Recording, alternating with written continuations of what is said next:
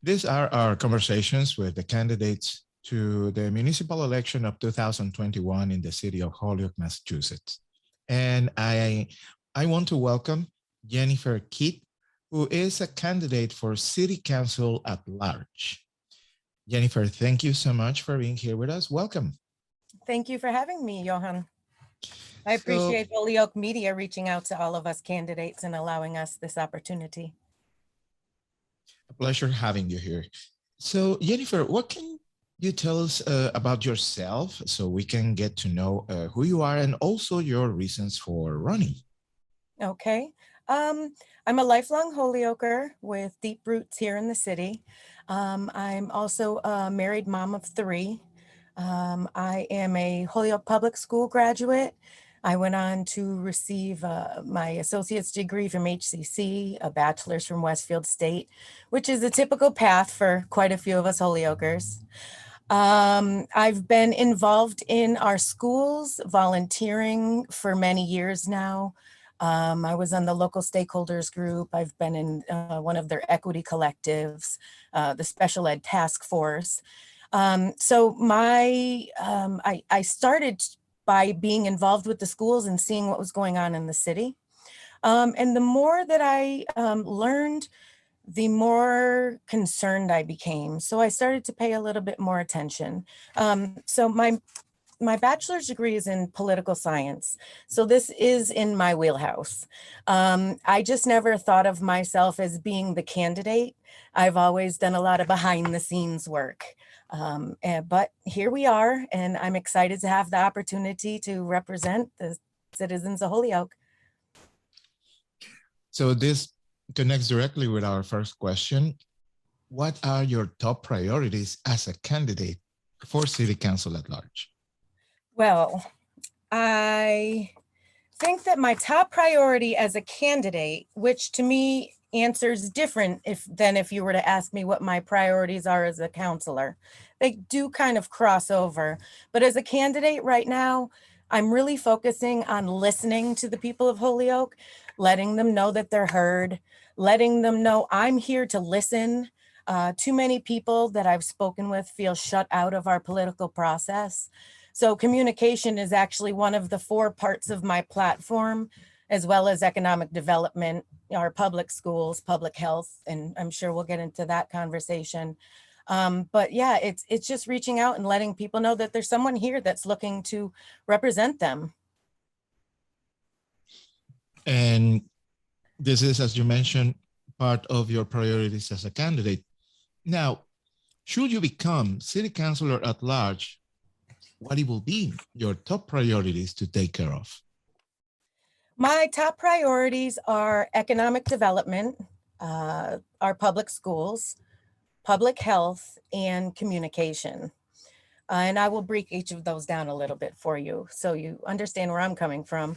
Economic development, I'd like to see us increase home ownership opportunities.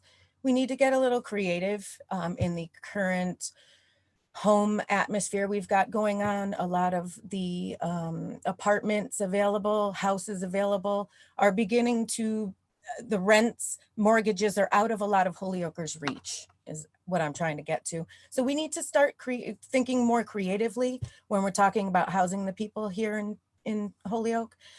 We need to provide more affordable housing choices so that people stay here and invest in Holyoke.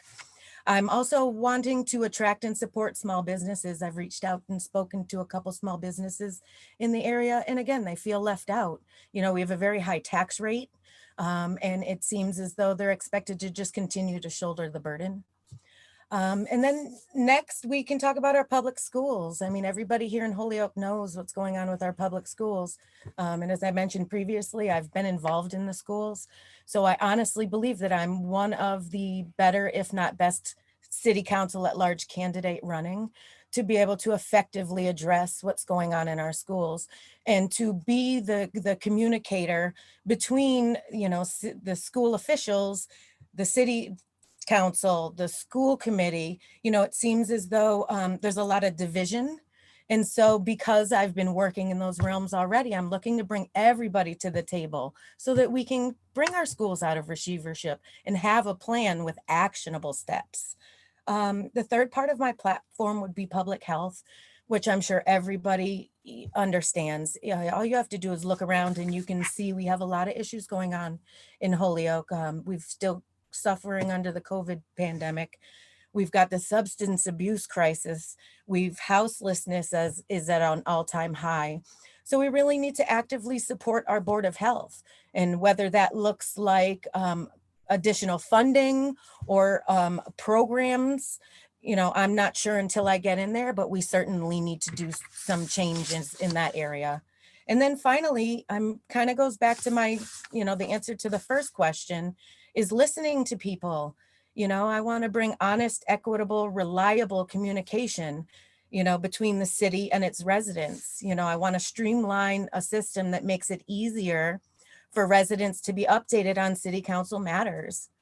I want to make sure that we fully support implementation of translation services, not only during meetings, but also meeting minutes after the fact. This is Holyoke and we're still not there.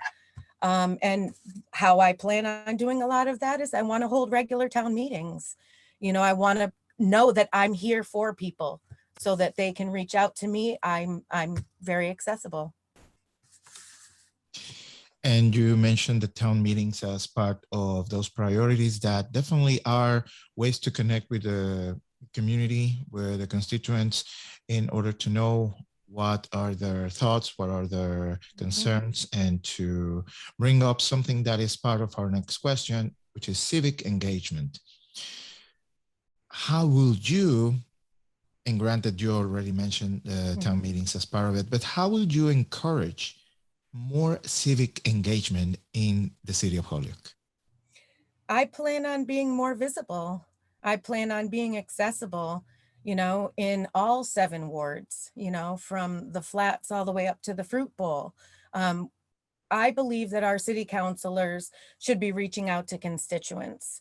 I think that that is part of the job when you are in this position. And so holding regular town halls, creating a citywide email distribution, so that everybody, I know that we do have something with City Hall, that our prior administration would be able to send some messages, and so things of that nature. I'm, as a constituent, I'm questioning why are we not continuing to do those things, so that fits right within my communication, where I'm like, that's part of the problem right there. Exactly, is what I'm struggling with. You mentioned economic development as part of your platform in your campaign, and particularly you mentioned also the situation for the tax paying rates being high.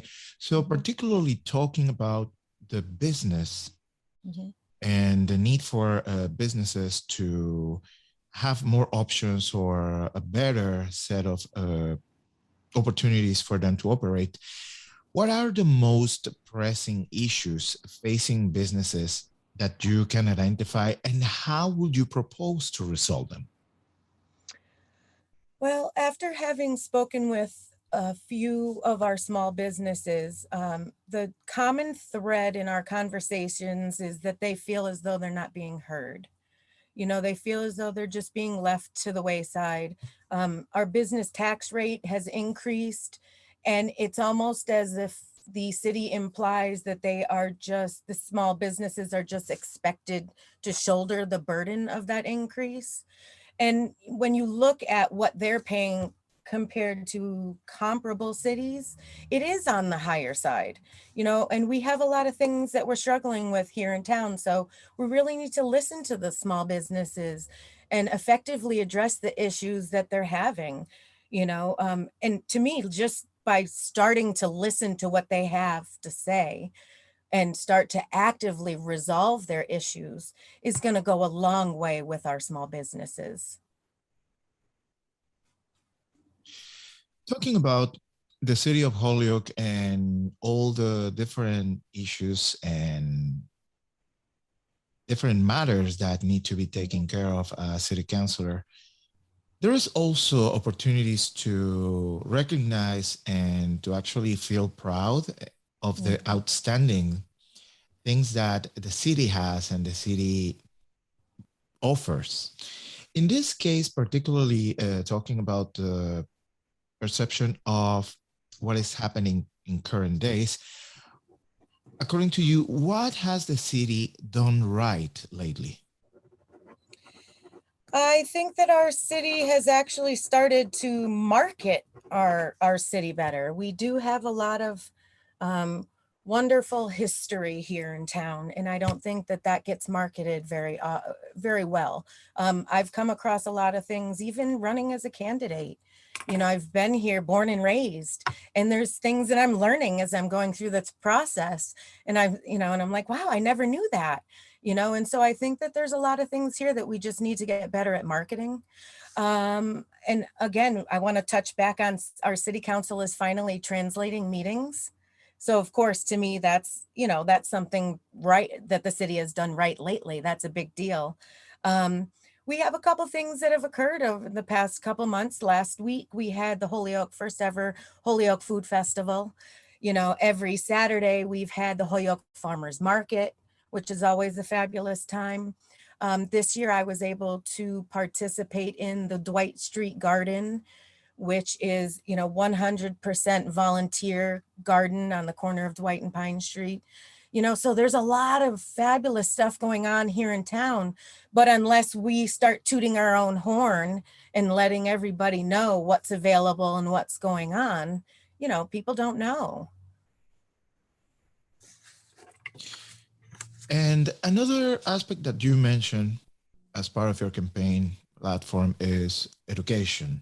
Mm-hmm. And you already touched on the current status of the Holyoke Public Schools and the Holyoke School District being under receivership, under mm-hmm. control of the state. And this has been the situation for the past 5 years.